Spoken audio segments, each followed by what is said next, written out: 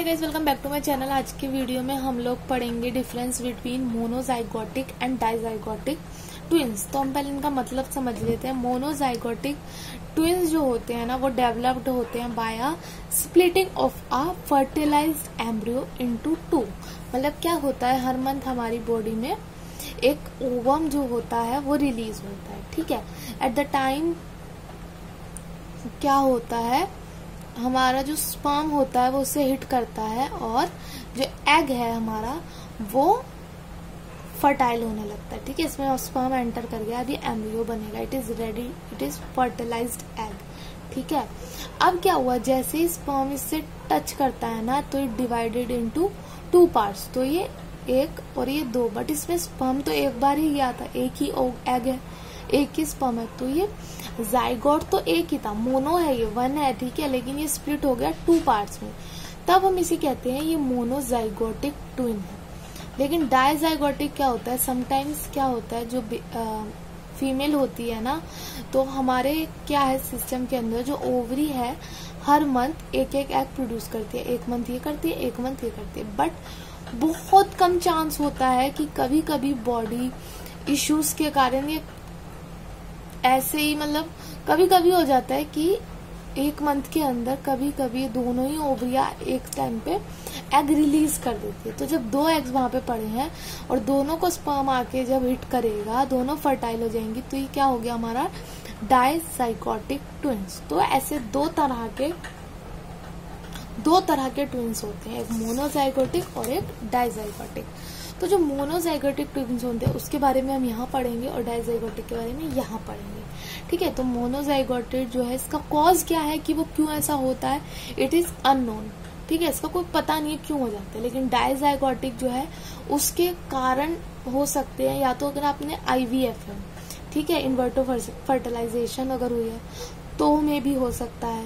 ये certain fertility अगर आप ड्रग्स वगैरह लेते हो तो उस वजह से हो सकता है, या हेरिडिटरी कोई प्रीडिस्पोजिशन थी तो भी हो सकता है।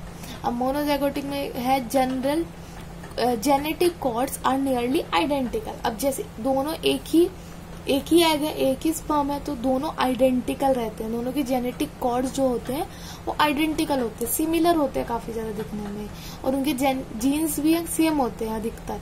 इसके अंदर जेनेटिक कोड्स तो सेम होते हैं, बट जैसे कि सिबलिंग्स में होते हैं। अब हमारे जैसे भाई बहन है तो वो लोग, उनमें हमारे जैसे जीन्स है, बट ऐसा नहीं है ना कि हमारे जैसे दिखते हैं, हमारी जैसी सेम हरकत है।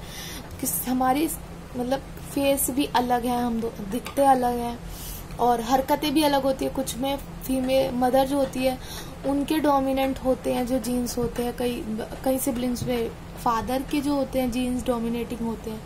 तो जितने सिबलिंग्स के अंदर जेनेटिक कोड सेम होते हैं ना, उतना ही इसके अंदर होता है। ठीक है, फिर है जेंडर। अब सोचो, एक ही आपका एग था, उसके अंदर सेम स्पर्म है, तो जो अगर ये दो में ब्रेक हुआ तो ये सेम ही तो जेंडर निकलेगा ना। तो इसके अंदर इस वजह से इसके जेंडर भी सेम होता है, और एक ही था तो इसलिए इसका ब्लड टाइप भी सेम होएगा, तो इसमें ब्लड टाइप भी सेम होता है। और ये एक ही था इसलिए दोनों अपीयरेंस में भी एक्सट्रीमली सिमिलर होते हैं। ठीक है, तो यही है इसका फर्क। और इसके अंदर इसको आप एज अ सिबलिंग ही ट्रीट करो, तो इसके अंदर क्या होगा, जेंडर भी डिफरेंट हो सकता है। ठीक है, ब्लड टाइप भी डिफरेंट हो सकता है, अपीयरेंस सिमिलर हो सकती है क्योंकि दोनों मदर फादर तो सेम है, सिमिलर हो सकते हैं, बट ऐसा ही जैसे हम सिबलिंग्स के होते हैं। ठीक है, सिबलिंग्स होते हैं। फिर है कैन बी ईदर DD और मोनो DD और मोनो ट्विन। ठीक है, तो ओनली DD ट्विन। तो ये आपको अलग से पढ़ना पड़ेगा कि क्या होता है, इसके अंदर डिटेल में हो जाएगा नहीं ज्यादा। ठीक है, आप ये पार्ट हटा भी सकते हो, इतना कोई जरूरी भी नहीं है। और 1/3 of the twin in the world wide is monozygotic. 1/3 twin जो होते हैं मोनोजाइगोटिक होते हैं, और 2/3 of the twins are the world are dizygotic. ठीक है, तो ज्यादा मोनोजाइगोटिक होते हैं। Bear a high risk of TTTS। ठीक है, और बेयरिंग इसके अंदर लो रिस्क होता है ऑफ द TTTS।